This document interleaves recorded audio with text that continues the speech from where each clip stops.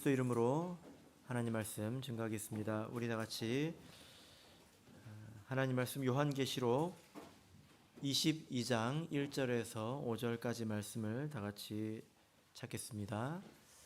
요한계시록 22장 1절에서 5절 말씀을 우리 한 절씩 교독하겠습니다.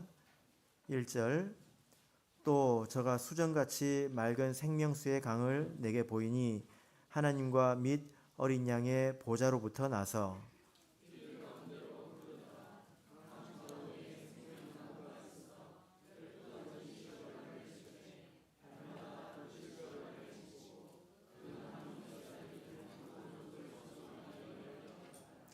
다시 저주가 없으며 하나님과 그 어린 양의 보좌가 그 가운데 있으리니 그의 종들이 그를 섬기며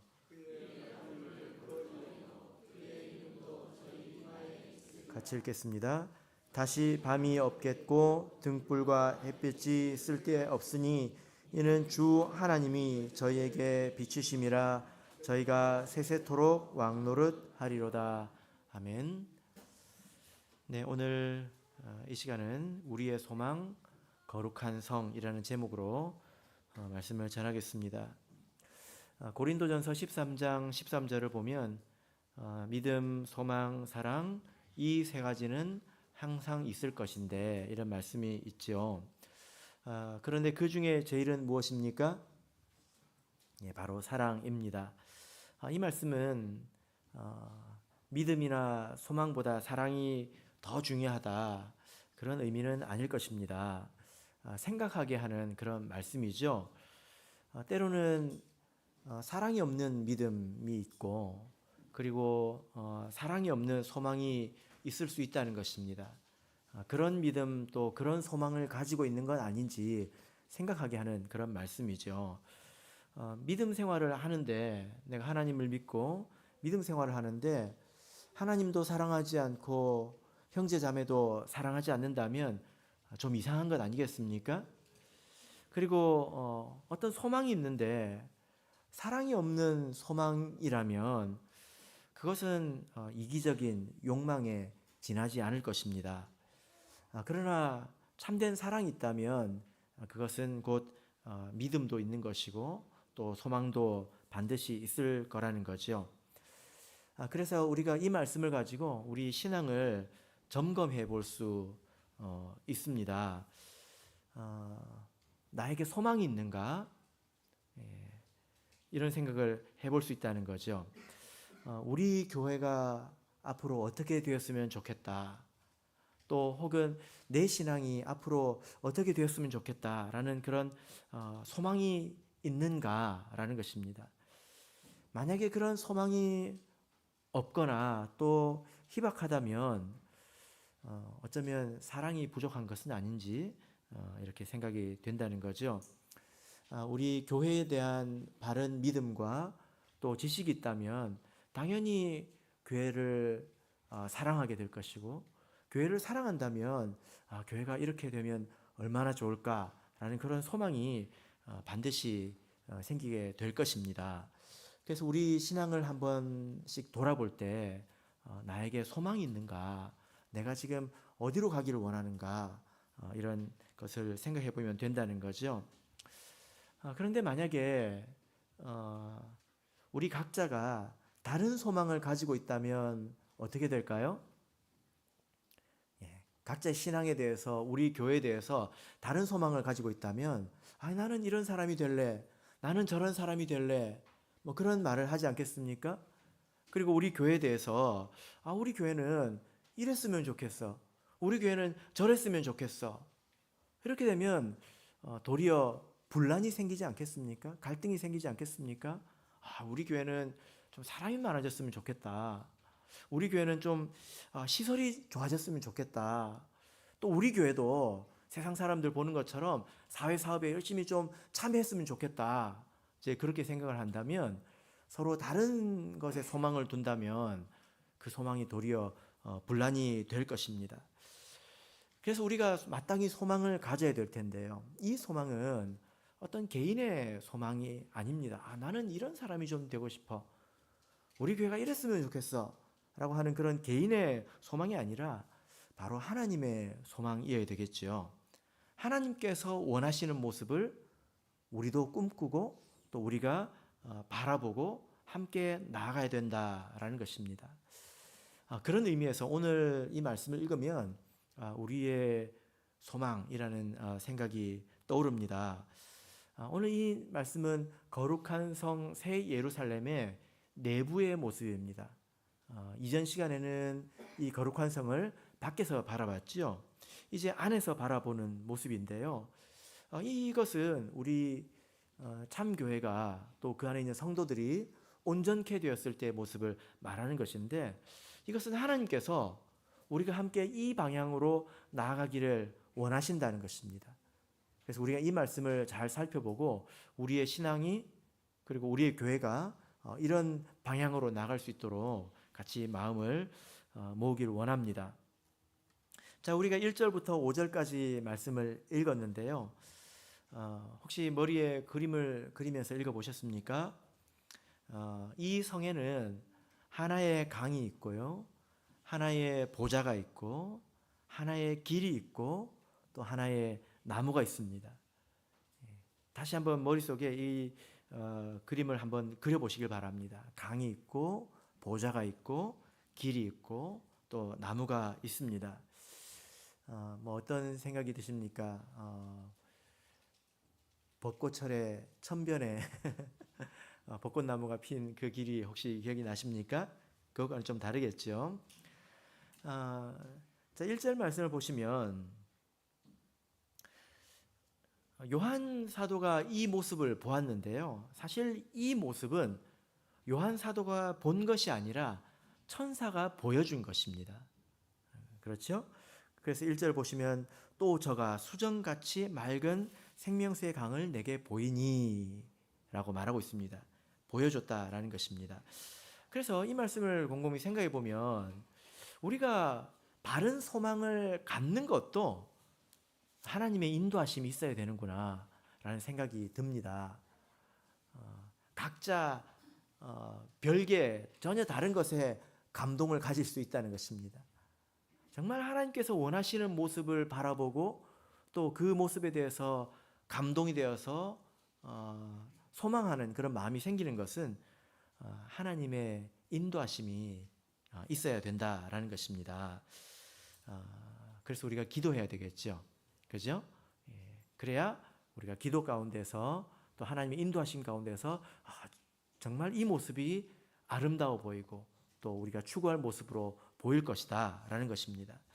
자, 그러면 거룩한 성의 내부를 한번 전체적으로 바라보기를 바랍니다. 자, 1절 2절을 우리 다시 한번 읽어볼까요? 천천히 읽으면서 이 말씀을 머릿속으로 한번 그려보시길 바랍니다. 1절 2절 읽겠습니다. 시작. 또 저가 수정같이 맑은 생명수의 강을 내게 보이니 하나님과 및 어린 양의 보좌로부터 나서 길 가운데로 흐르더라. 강 좌우에 생명나무가 있어 12가지 실과를 맺히되 달마다 그 실과를 맺히고 그 나무 잎사귀들은 만국을 소성하기 위하여 있더라. 자, 지금 우리가 이 모습을 봤는데요. 총 4가지가 나오죠. 뭐가 나옵니까? 강, 또 보좌, 길, 생명나무 이렇게 나오죠. 몇 가지가 이 거룩한 성 안에 있는데 전체적으로 바라본다면 가장 중심이 되는 게 뭘까요? 무엇이 가장 중심이 될까요? 무엇을 중심으로 이 거룩한 성을 서술했다, 그려놨다고 여러분 보이십니까? 가장 먼저 보인 것이 바로 생명수 강이죠.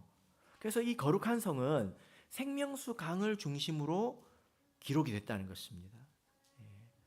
그래서 먼저 생명수의 강이 보였는데 그 생명수 강의 근원을 가서 보니 어린 양의 보좌가 있고, 그리고 그 강이 길 가운데로 흐르고 있다는 것입니다. 그리고 그 강 좌우에 생명나무가 있다는 거예요. 그죠? 이렇게 서술하고 있지 않습니까?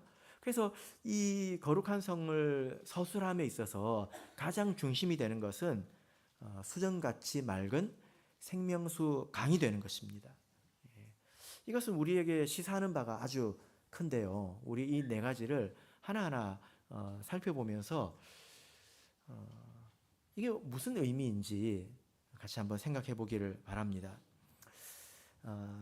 자, 이 말씀을 우리가 읽어보면서 어떤 분들은 이제 그림을 잘 그리시는 분들은 이제 이런 생각이 들겠죠. 내가 한번 그려볼까? 이런 생각이 들 텐데 그려보시면 그릴 수 없다는 것을 알게 될 겁니다. 왜냐하면 예를 들어서 강 좌우에 생명나무가 있는데 이 생명나무는 마치 벚나무처럼 여러 그루가 다다다다닥 있는 게 아니라 한 그루입니다. 그리고 길 한 가운데에 강이 흐릅니다. 그럼 길이 몇 개여야 될까요? 천변 안 가보셨습니까? 가보면 이쪽에 하나 저쪽에 하나 있잖아요. 그죠? 그러나 길은 또 하나라는 것입니다.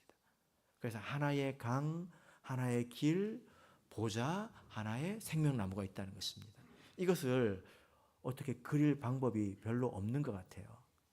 왜냐하면 그래서 이것은 실제의 모습이 아니라 이것은 상징적인 모습이고 이것은 교회의 또 성도의 내적인 그런 모습을 말하는 것이라는 것을 알 수 있습니다. 그래서 하나하나 우리 살펴보면서 우리가 이렇게 추구해야 될 또 우리 교회가 나가야 될 방향에 대해서 같이 보겠습니다. 자, 첫 번째 볼 것은 하나의 보좌입니다. 왜 보좌를 먼저 보자고 했을까요? 이것이 모든 것의 근원이지요. 강의 근원이고 또 길의 근원이지 않습니까? 자, 우리 1절 말씀을 다시 읽어보겠습니다. 1절 시작. 또 저가 수정같이 맑은 생명수의 강을 내게 보이니 하나님과 및 어린 양의 보좌로부터 나서. 자, 이 보좌는 누구의 보좌일까요? 네, 여기 보면 하나님과 및 어린 양의 보좌로부터 나서 하나님도 있고 어린 양도 있는데 보좌는 하나밖에 없습니다. 그럼 이 보좌는 벤치일까요? 여러 명이 앉을 수 있는 하나님도 계시고 어린 양도 앉아 있는 그런 의자일까요? 그런 건 아니죠. 자, 우리 계시록을 보면 이미 많은 보좌가 나왔습니다. 자, 우리 계시록 4장 2절을 보겠습니다. 요한계시록 4장 2절입니다. 요한계시록 4장 2절. 자, 읽겠습니다. 시작. 내가 곧 성령에 감동하였더니 보라, 하늘에 보좌를 베풀었고 그 보좌 위에 앉으신 이가 있는데, 하늘에 보좌가 있고 그 위에 앉으신 이가 있습니다. 당연히 이분은 하나님이시겠죠.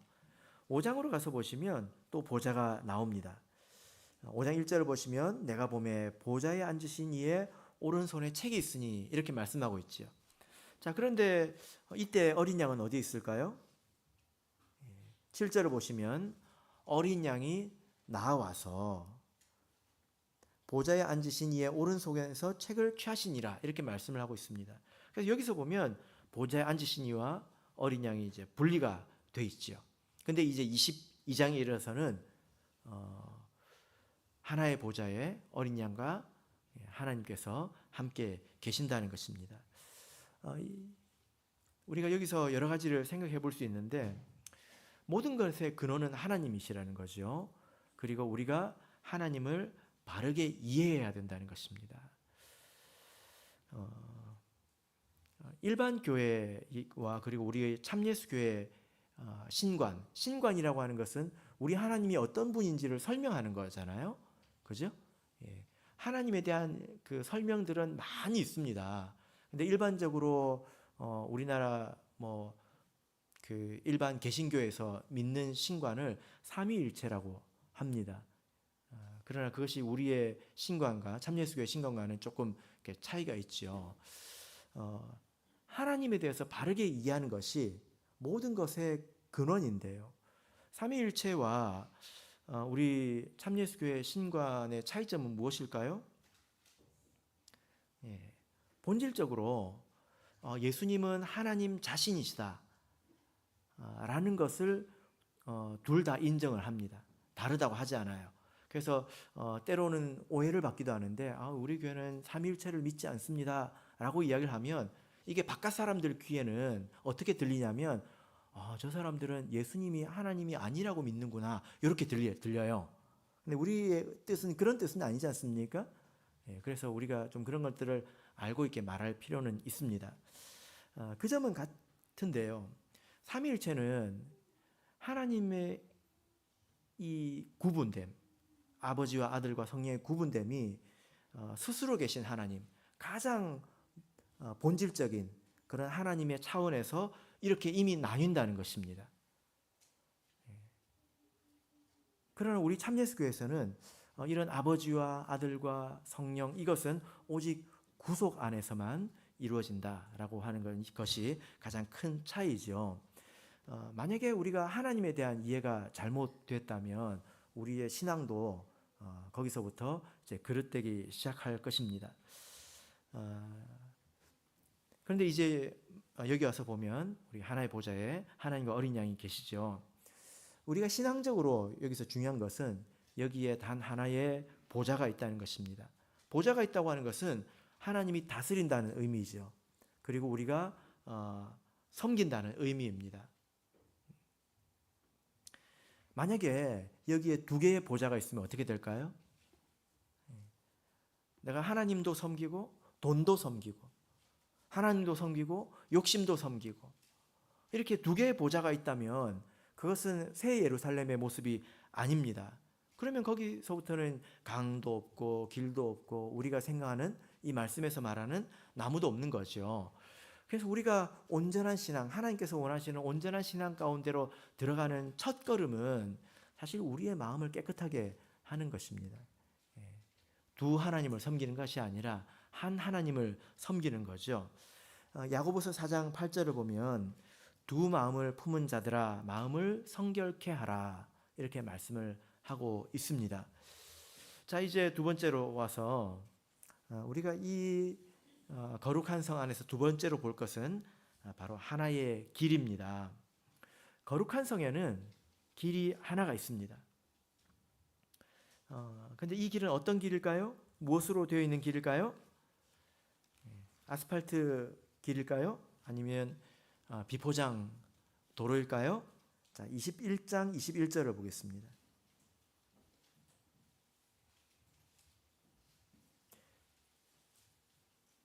자, 21장 21절 읽겠습니다. 시작. 그 12문은 12진주문이니 한 진주요 성의 길은 맑은 유리 같은 정금이더라. 성의 길은 맑은 유리 같은 정금이더라. 이렇게 말씀을 하고 있습니다. 요즘에 금값이 비싼데요. 여기에는 금이 도로 포장재로 쓰이고 있다는 것입니다. 그리고 길이 하나밖에 없으니까 내비게이션이 필요할까요? 예. 이 하나의 길을 다니면 모든 사람들을 다 만날 수 있겠죠. 그렇지 않겠습니까? 우리가 그 계시록 안에서 보면 마지막에는 두 개의 성이 나타납니다. 대비가 되는 두 개의 성이 있는데 그 하나는 큰 성 바벨론이고 하나는 거룩한 성 예루살렘입니다. 이게 비교가 되죠. 바벨론과 예루살렘인데 하나는 큰 성이고 하나는 거룩한 성이에요. 설명하는 게 좀 다르지 않습니까? 그리고 이 두 성에는 각자 하나의 길이 있습니다. 계시록 11장 8절을 보시면 저희 시체가 큰 성 길에 있으리니 그 성은 영적으로 하면 소돔이라고도 하고 애굽이라고도 하니 곧 저희 주께서 십자가에 못 박힌 곳이니라. 그러니까 하나의 성이 두 개의 성이 이제 있고 그 하나에 각각의 길이 있다는 것입니다. 이것은 무엇을 말할까요? 각자의 길이 있다는 것입니다. 각자 다른 길이 있다는 거예요. 이것은 무엇을 말합니까? 이것은 예수님께서 말씀하신 바와 같습니다. 요한복음 14장 6절을 보겠습니다. 요한복음 14장 6절입니다.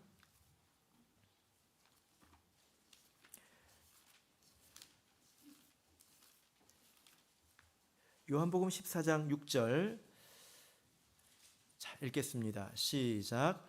예수께서 가라사대 내가 곧 길이요 진리요 생명이니 나로 말미암지 않고는 아버지께로 올 자가 없느니라. 예. 자, 여기서 예수님께서 내가 곧 길이요 진리요 생명이다 이렇게 말씀을 하셨습니다. 이것을 합쳐보면 생명에 이르는 진리의 길이다 뭐 이런 말씀이 되겠죠. 그렇죠?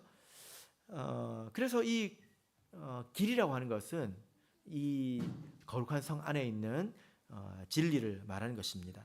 그래서 거룩한 성에 있는 사람들은 하나의 진리 안에서 온전히 하나가 되었다라는 거죠. 사도행전 4장 32절을 보겠습니다. 사도행전, 이것이 우리가 추구해야 될 방향입니다. 사도행전 4장 32절. 자, 같이 읽겠습니다. 사도행전 4장 32절 읽겠습니다. 시작. 믿는 무리가 한 마음과 한 뜻이 되어 모든 물건을 서로 통용하고 제 재물을 조금이라도 제 것이라 하는 이가 하나도 없도다. 예. 자, 여기 보면 우리 오순절 성령이 강림하고 초창기 교회는 아주 완전했습니다. 그때 모습에 대해서 믿는 무리가 한 마음과 한 뜻이 되었다 이렇게 말씀을 하고 있는데, 이것은 단순한 어떤 의기투합이 아닙니다. 의기투합이 뭔지 아시죠? 우리가 하나의 목표를 향해서 한번 마음을 모아보자 그런 건 아니겠습니까? 근데 이 지금 믿는 무리가 한 마음과 한 뜻이 되었다는 것은 그런 것이 아니라 하나님 말씀 안에서 하나가 되었다는 것입니다. 여러분, 우리가 아무리 많은 사람이 모여 있어도 믿는 바가 다르면 서로 사분오열된 것 아니겠습니까? 그래서 우리가 하나의 믿음을 가지고 있는 것이 굉장히 중요한 것입니다. 그래서 우리가 기본 신앙을 계속 서로 말하고 또 배우고 하고 있는 거죠. 이 성에는 하나의 길이 있습니다. 자, 이제 다시 본문으로 돌아가겠습니다. 요한계시록 22장입니다.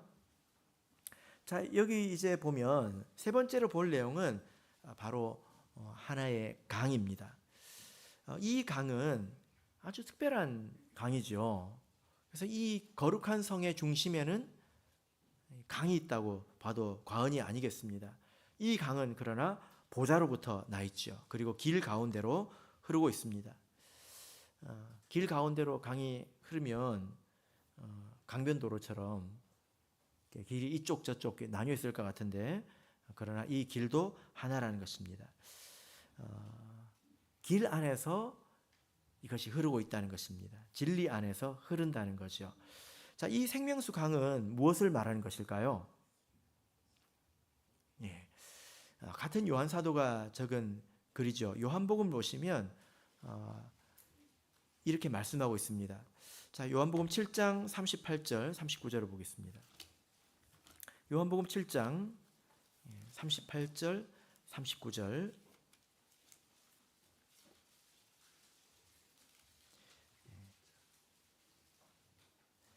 요한복음 7장 38절 39절 읽겠습니다. 시작. 나를 믿는 자는 성경의 이름과 같이 그 배에서 생수의 강이 흘러나리라 하시니 이는 그를 믿는 자의 받을 성령을 가리켜 말씀하신 것이라. 예, 됐습니다. 자, 여기 보면 생수의 강, 생명수가 흐르는 강이다. 생명의 물이 흐르는 강이라는 것입니다. 이것은 무엇을 말합니까? 믿는 자가 받는 성령을 말하는 것이다. 이렇게 말씀하고 있죠. 그죠? 그래서 이 생수는 성령이라는 것입니다. 당연히 이 성령은 진리와 함께 행하는 거죠. 그래서 여러분, 이것을 한번 생각해 보십시오. 길 안에 강이 흐르지 강 가운데 길이 있는 게 아닙니다. 지금 성경이 그렇게 말씀하고 있지 않습니까? 진리 안에 강이 흐른다는 것입니다. 성령이 흐른다는 거죠. 그래서 성령은 진리와 함께 행하는 것입니다. 그래서 제가 종종 이렇게 말씀을 드리는데 우리가 영을 분별할 때는 이 말씀으로 분별을 하지 않습니까? 요한 1서 4장을 보겠습니다. 요한 1서 4장 6절입니다.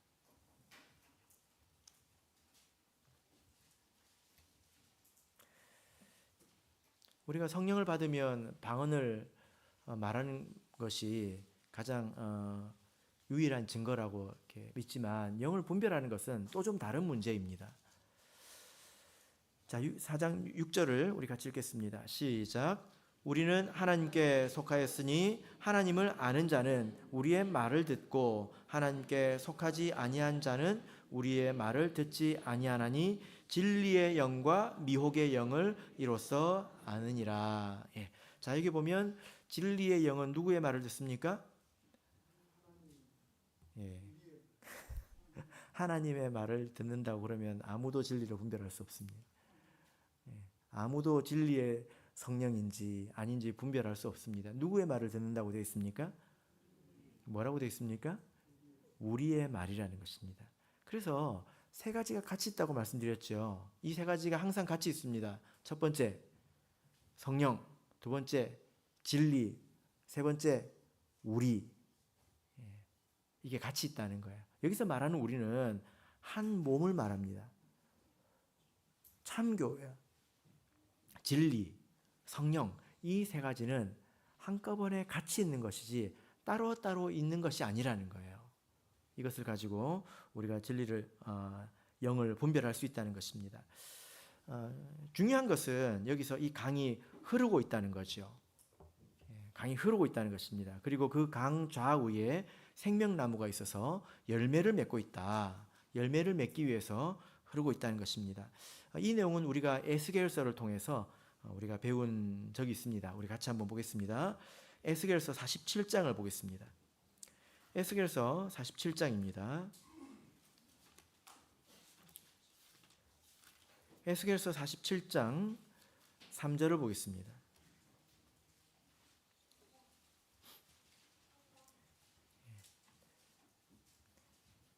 에스겔서 47장 3절입니다. 읽겠습니다. 시작.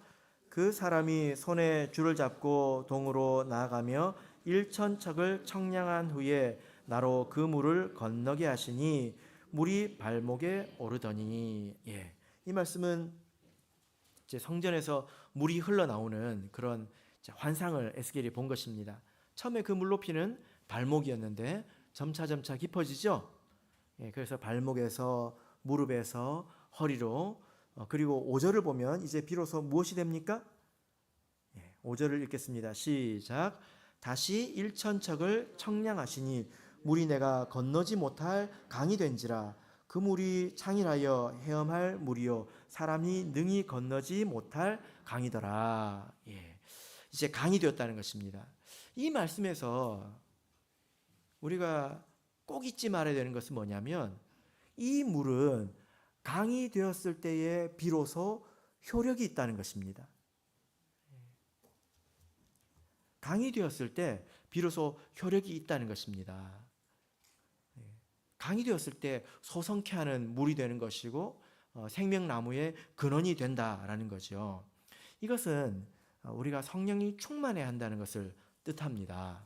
우리가 경험이 있죠. 우리가 충만할 때 우리가 변한다는 것을 알 수 있습니다. 만약에 충만하지 않으면 심지어 성령을 받은 것인가? 이런 생각이 들 수도 있고, 그리고 어떤 분은 이렇게 이야기를 하더라고요. 좋은 모습도 많이 볼 수 있는데 별로 좋지 않은 모습만 본 것 같아요. 보고 싶은 것만 사람들이 보지 않습니까? 그래서 그분이 신앙생활을 한 지 오래됐습니다. 수십 년이 됐는데 아직도 성령을 못 받았고 성령 받을 생각도 안 하고 있습니다. 그래서 권면을 하면 받은 사람이나 안 받은 사람이나 뭐가 다르냐, 누구 뭐 이런 식으로 이야기를 합니다. 왜 그런 이야기를 할까요? 이 성령은 이 생수의 강은 강이 되어서야 효력이 생긴다는 거죠. 물이라는 것이 그런 면이 있지 않습니까? 물은 흘러야 깨끗합니다. 빠르고 많이 흘러야 깨끗하지요. 만약에 이것이 어정쩡하게 고여 있으면 도리어 이것이 더 더럽게 되는 것 아닙니까? 그죠? 예전에 어떤 그 교회 목양실 앞에 그 이제 뭐 하수구 같은 게 있었습니다. 이렇게 물바지 같은 게 있었어요. 뭐 빗물도 있고 뭐 이제 여러 가지 물이 딱 모여가지고 나가는 그 통이 이렇게 있었는데 거기는 항상 물이 고여 있지 않습니까? 예. 그러면 그 물이 깨끗할까요, 더러울까요? 예. 거기에 나중에 제가 가서 보니까 온갖 그 모기 유충의 근원이더라고요. 그래서 제가 식당에 가가지고 식초를 가져다가 거기다가 제가 뿌렸거든요. 2배 식초를 제가 뿌린 적이 있습니다. 우리가 성령을 받는다 하더라도 발목이나 무릎이나 여기에 머물러 있다면 혹은 이것이 흐르지 않는다면 도리어 더 더러워질 수도 있다는 것입니다. 강이 되어서야 효력을 발한다는 거죠. 그래서 에스겔서를 보면 성전에서 물이 흘러나와서 이제 차츰 깊어지는 것을 이야기하고 있는데 요한계시록에서는 이제 마지막 결과를 지금 말하고 있는 거죠. 이 말씀을 보시면 처음부터 강으로 나오지는 않습니다. 그렇죠? 처음에는 어떻게 나옵니까? 발목부터 나오죠. 그런데 이 에스겔이 4절을 보시면 다시 일천척을 청량하고 5절을 보시면 다시 일천척을 청량하고 그래서 일천척을 계속 청량하면서 걸어갔다는 것입니다. 계속 갔다는 거죠. 그럴 때 나중에 무엇이 되었습니까? 강이 되었다는 것입니다. 그래서 우리 그리스도인이 성령이 충만하도록 노력해야 합니다. 그래서 우리가 강이 되었을 때 하나님께서 말씀하시는 모든 것들이 참으로 사실이라는 것을 우리가 깊이 깨닫게 되고 그리고 이 성경에서 말씀하시는 모든 일들을 우리가 눈으로 보게 된다는 것입니다. 모든 일들이 일어난다 하더라도 성령의 충만이 없고 보는 눈이 없으면 아무것도 보이지 않습니다. 하나님의 역사도 보이지 않고 은혜도 보이지 않고 아무것도 보이지 않습니다. 그러나 성령 충만하면 그때서야 이제 보게 될 것입니다. 자, 여기에 이제 한 그루의 나무가 있죠. 자, 본문으로 돌아가겠습니다. 여기 나무를 보시면 22장 2절입니다. 길 가운데로 흐르더라 강 좌우에 생명나무가 있어 이렇게 말씀을 하고 있죠. 그러면 우리는 마치 그 천변에 예쁘게 심겨진 벚나무를 이렇게 생각을 할 텐데 근데 이 원문을 보면 이 나무는 한 그루입니다. 단 하나의 나무라는 거죠. 시작부터 끝까지 모든 것이 하나의 나무라는 것입니다. 그래서 이 나무를 보면 참 신비로운 나무이죠.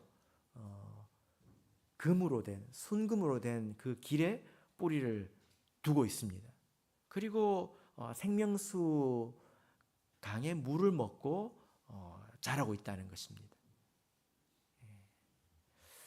이 나무는 무엇을 말할까요? 성경에서 나무는 종종 사람을 말할 때가 있습니다. 사사기 9장을 보면 요담의 비유가 대표적인 거죠. 무슨 나무 나오지 않습니까? 예수님께서도 자신을 포도나무라고 비유를 하신 적이 있습니다. 우리는 그의 가지이다. 열매 맺는 제 가지이다. 이렇게 말씀을 하셨죠. 그죠? 예. 에스겔서의 말씀에서 많이 들으셨던 것처럼 이 생명나무는 우리 성도를 말합니다. 근데 우리 성도는 각자 있는 것 같지만 사실 또 하나의 연합체를 이루고 있지 않습니까? 예, 이 진리의 뿌리를 받고 있으며 생명수, 흐르는 생명수의 생명수를 먹을 때에 온갖 좋은 열매를 내고 또 잎사귀도 치료하는 잎사귀가 된다는 것입니다. 이것은 우리 열매 맺는 성도들에 대해서 말씀을 하는 것입니다. 자, 이제 본문으로 돌아가서 22장 3절을 보겠습니다. 3절 4절 같이 읽겠습니다. 시작. 다시 저주가 없으며 하나님과 그 어린 양의 보좌가 그 가운데 있으리니 그의 종들이 그를 섬기며 그의 얼굴을 볼 터이요 그의 이름도 저희 이마에 있으리라. 예. 자, 성경은 마치 국어 시간에 배웠던 그 수미상관처럼 시작할 때의 모습과 마지막의 모습이 비슷한 것을 알 수 있습니다. 마지막에 이 거룩한 성의 모습은 마치 에덴 동산과 같죠. 에덴 동산에도 나무가 있었고 또 그리고 흐르는 강이 있었습니다. 그러나 에덴 동산과 마지막 거룩한 성에는 또 차이점이 있습니다. 어떤 차이점이 있을까요? 에덴 동산에는 나무가 2그루가 있었고요. 그리고 거룩한 성에는 나무가 1그루가 있다는 것입니다. 그래서 에덴 동산에는 그 타락의 가능성이 있죠. 저주의 가능성이 있다는 것입니다. 왜냐하면 선악을 알게 하는 나무가 가운데 있기 때문이죠. 그러나 마지막에는 그 나무가 없습니다. 왜 없을까요? 이미 이 성도들은 모든 시험을 다 통과하고 큰 환난을 통과하고 여기에 이르는 자들이기 때문에 그들에게 그런 나무가 있을 수가 없다는 거죠. 그래서 거기서 이들은 하나님을 섬기며 하나님의 얼굴을 본다 이렇게 말씀을 하고 있습니다. 3절을 다시 보시면 다시 저주가 없다 이렇게 말씀을 하고 있죠. 왜냐하면 선악을 알게 하는 나무가 없기 때문에 그렇습니다. 그리고 하나님과 그 어린 양의 보좌가 그 가운데 있으니 그의 종들이 그를 섬긴다 이렇게 말씀을 하고 있습니다. 여러분, 섬기는 것은 쉬운 일일까요? 어려운 일일까요? 우리가 조금만 생각해 보면 사실 섬기는 것은 쉬운 일이 아니다라는 것을 알 수 있는데 우리가 종종 이것을 망각하죠. 그래서 하나님을 섬길 때 때로는 주어진 일이 힘들기도 하고 때로는 협조가 잘 안 되고 뭐 이런저런 일이 생기면 불평이 생깁니다. 그런데 우리가 곰곰이 생각해 보면 그러니까 하나님께서 나에게 맡기신 것 아니겠습니까? 섬김의 자리는 대접받는 자리가 아니라는 것입니다. 섬김의 자리에 있다고 하는 것은 어려운 일을 하고 있다는 거죠. 우리가 어려운 일을 겪을 때는 거기에 우리가 생각해 보면 거기에 여러 가지가 있습니다. 하나님께서 우리가 하나님을 믿듯이 하나님께서 우리를 믿으시는 걸 알 수 있습니다.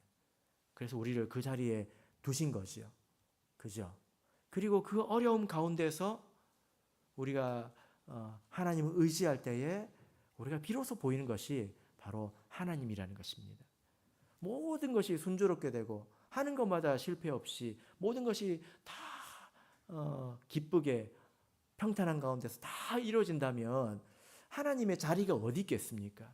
하나님으로만 설명되는 그런 일들이 어디 있겠습니까?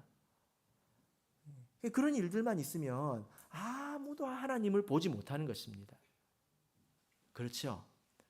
우리 인생도 마찬가지 아니겠습니까? 우리가 살아가면서 여러 가지 어려운 일을 겪을 때 사실 그때 하나님이 보이잖아요. 그때 하나님을 우리가 의지하게 되고 하나님 주신 은혜를 그때 보게 되지 않습니까? 그래서 4절을 보시면 그의 얼굴을 본다 이렇게 말씀하고 있는 것입니다.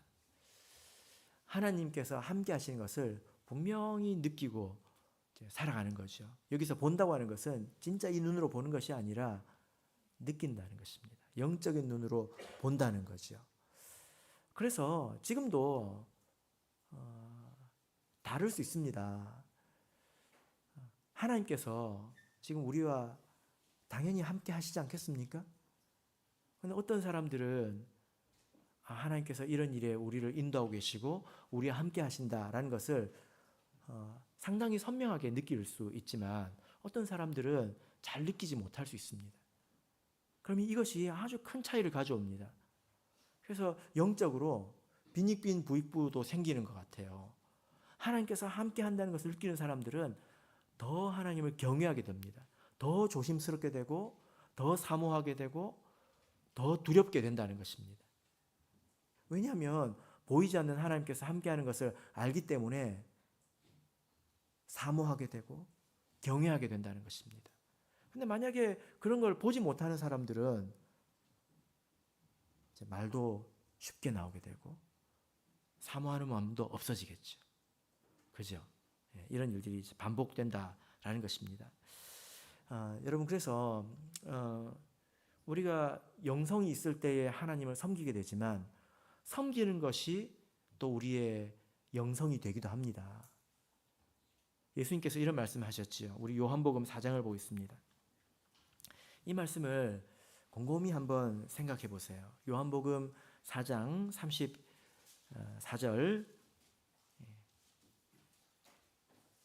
요한복음 4장 34절 보겠습니다. 시작. 예수께서 이르시되 나의 양식은 나를 보내신 이의 뜻을 행하며 그의 일을 온전히 이루는 이것이니라. 예수님께서 나의 양식은 이것이다 말씀하셨습니다. 여러분 오늘 저녁 식사 하셨습니까? 집에 가서 하실 분도 계실 것 같은데요.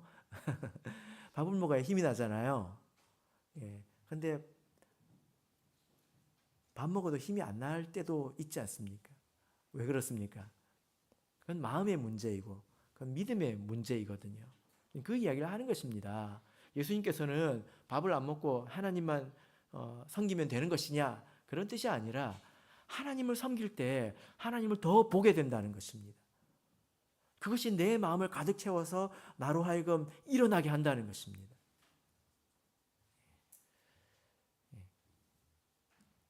그래서 섬기는 것이 우리의 양식이 될 수 있다라는 거죠. 여러분 그래서 기회가 될 때 열심히 섬기시길 바랍니다. 그리고 어려움이 있을 때 그걸 잘 이겨내시고 또 기도 가운데 하나님의 은혜를 구하시길 바랍니다. 그러면 거기서 우리가 하나님을 본다라는 거죠. 이런 사람들의 모습은 마치 예수님과도 같을 것입니다. 작은 예수와 같다는 거죠. 그래서 그의 22장 4절을 보면 그의 이름도 저희 이마에 있다라는 것입니다. 여러분 우리가 소망하는 신앙, 나는 어떤 사람이 되기를 원합니까? 나는 우리 교회는 어떤 교회가 되었으면 좋겠습니까? 오늘 이 계시록 22장 1절부터 5절과 같은 그런 말씀인데요. 좀 줄여서 이야기하자면 영성이 있는 성도, 영성이 있는 교회 아니겠습니까? 말씀과 기도에 뿌리를 내려서 보이지 않는 것을 보는 사람들을 말하는 것입니다. 근데 사실 보면 이게 늘상 하는 말이잖아요. 말씀과 기도는 늘상 하는 말이지 않습니까? 어쩌면 4년 내내 떠든 이야기일 수 있습니다. 그런데 곰곰이 생각해 보면 우리가 4년 내내 말씀과 기도 이런 이야기를 했지만 우리가 이 말씀처럼 하나의 진리 위에서 서로 평화롭게 만나고 있는가? 이 평화는 저기 탁구 동호회 가면 있는 그 평화가 아닙니다. 거기도 평화가 있습니다. 근데 그 평화와 이 평화는 다르다는 거예요.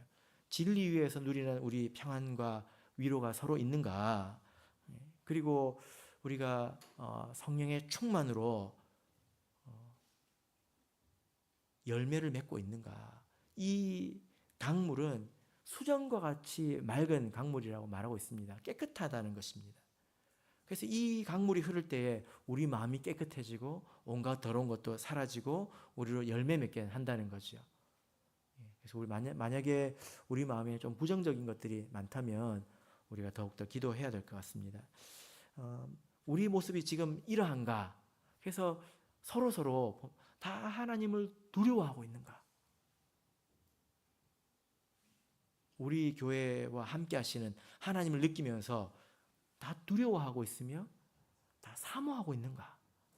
이렇게 생각해 보면 우리가 가야 할 길이 아직도 남아있다는 것을 우리가 느끼게 됩니다. 이것이 막연한 이야기가 아니라 하나님께서 꿈꾸시는 것이고 또 우리에게 비전으로 주신 것입니다. 그래서 이 거룩한 성이 우리의 소망이 되는 거죠. 바라옵기는 우리 모든 성도님들 또 우리 교회가 이 말씀과 같은 그런 교회로 변모해 나가기를 또 그런 한 마음으로 우리가 교회를 섬겨 나가기를 예수 그리스도 이름으로 축복합니다.